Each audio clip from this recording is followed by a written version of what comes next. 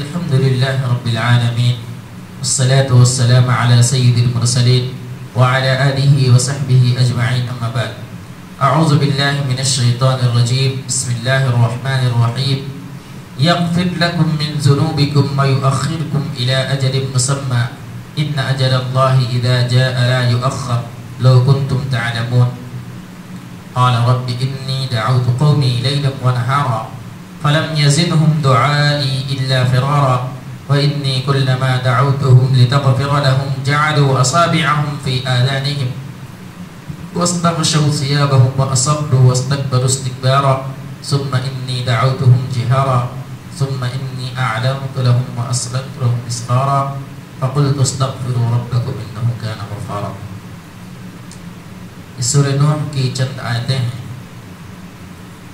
حضرت نوح علیہ السلام اپنی قوم کو سمجھا رہے ہیں کہ ایک اللہ کی اتباع کرو، ایک اللہ کی عبادت کرو اور اسی کے ساتھ ساتھ اللہ رب العالمین سے ڈرو اور میری اطاعت کرو.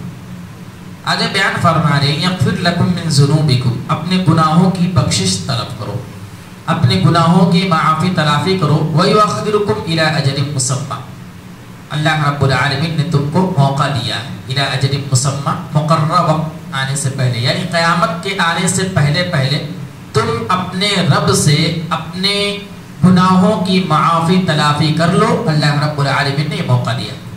آگے بیان فرمایا إِنَّ أَجَلَ اللَّهِ إِذَا جَاءَ لَا يُؤَخَّرُ، جب اللہ رب العالمین فیصلہ کر دے گا یا اللہ رب العالمین جب فیصلہ کر دیتا ہے تو ایک لمحے کا بھی وقت نہیں رہتا ہے.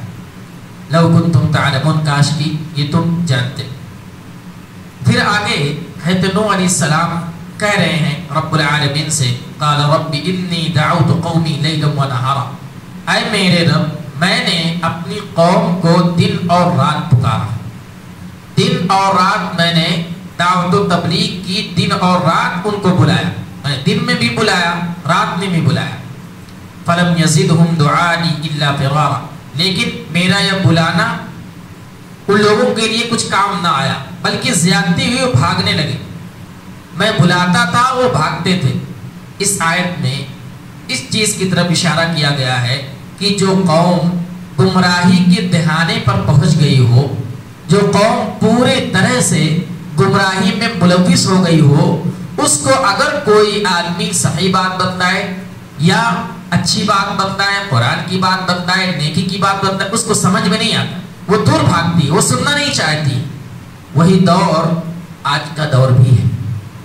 کوئی آدمی اگر کوئی چیز بتانا چاہتا ہے، کوئی چیز سمجھانا چاہتا ہے، کوئی آدمی سننے کے لیے تیار نہیں.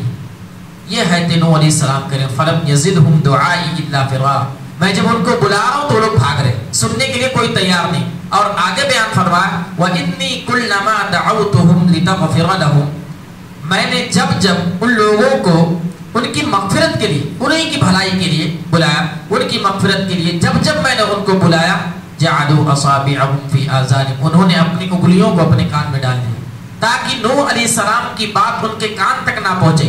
سننا گوارا نہیں کرتے، کیا کہہ رہے ہیں سننے کے لیے تیار نہیں. آج بھی وہی پورا کا پورا دور ہے، کوئی سننے کے لیے تیار نہیں.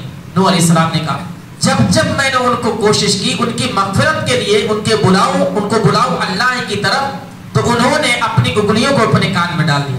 واستغشوا ثيابهم، اور اپنے کپڑوں کو اپنے آنکھ پر اپنے منہ کو ڈھک لیا تاکہ نہ دیکھ سکے. نوح علیہ السلام کو دیکھنا نہیں چاہتے تھے، اتنا گوارا نہیں کہ دیکھ نہ سکے اور کان میں آواز نہ جائے. وَأَصَرُّوا وَاسْتَكْبَرُوا اسْتِكْبَارًا، اور گھمنڈ اور تکبر کی وجہ سے ایسا چلتے تھے، گھمنڈ کرتے تھے، تکبر کرتے تھے کہ کیا ان کی بات کون سنے گا، کیا بولتے رہتے. تو یہ اللہ رب العالمین نے نقشہ کھینچا ہے اور یہی وجہ ہے کہ حضرت نوح علیہ السلام 950 بہت کثیر مدت ہوتی ہے، 950 برس تک حضرت نوح علیہ السلام سب سے زیادہ مدت انہوں نے اپنی قوم کو سمجھایا. لیکن ایسی بدبخت اور بد نصیب قوم کہ بہت کم لوگ اللہ رب العالمین کے محبوب اور برگزیدہ بندے بنے اور ایمان لائے، بہت کم لوگ. ثم انی دعوتہم جہارا، پھر کہہ رہے ہیں پورا واقعہ بیان کر رہے ہیں. ثم انی دعوتہم جہارا، میں نے ان کو کھلے طور سے بلند آواز سے بلایا. جب انگلیوں کو کان میں ڈال دیا، کپڑوں کو اپنے چہرے پر ڈال دیا، تو میں نے بلند آواز سے بلایا تاکہ ہو سکتا ہے میری بات سن کر کے ان کے دل پر اثر کر جائے اور اللہ رب العالمین پر یہ لوگ ایمان لائیں. لیکن جب قسمت میں جو چیز لکھی ہے ہدایت نہیں ملنی ہے، اللہ رب العالمین توفیق نہیں دینا چاہتا ہے، تو کیوں کر ان کے دماغ میں اور ان کے دل پر یہ اثر کرے. ثم انی دعوتهم جہارا، میں نے ان کو بلند آواز سے بلایا.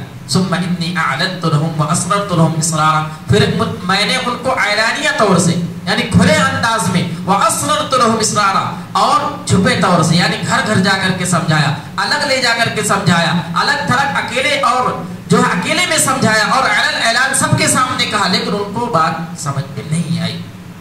فَقُلْتُ اسْتَغْفِرُوا رَبَّكُمْ إِنَّهُ كَانَ غَفَّارًا، اور میں نے کہا کہ تمہارا رب وہ ہے جو تم کو معاف کرنے والا ہے، بخشنے والا ہے. إِنَّهُ كَانَ غَفَّارًا، غفار ہے، بہت زیادہ بخشنے والا. اللہ رب العالمین نے ان کا نقشہ قرآن مجید کے اندر جو کچھ ہوا اور حضرت نوح علیہ السلام نے جو کچھ کیا اس سورے کے اندر بیان کیا گیا ہے، اور کس طریقے سے ان کی قوم نے ان کو جھٹلایا، کتنا پریشان کیا، لیکن حضرت نوح علیہ السلام نے صبر سے کام لیا.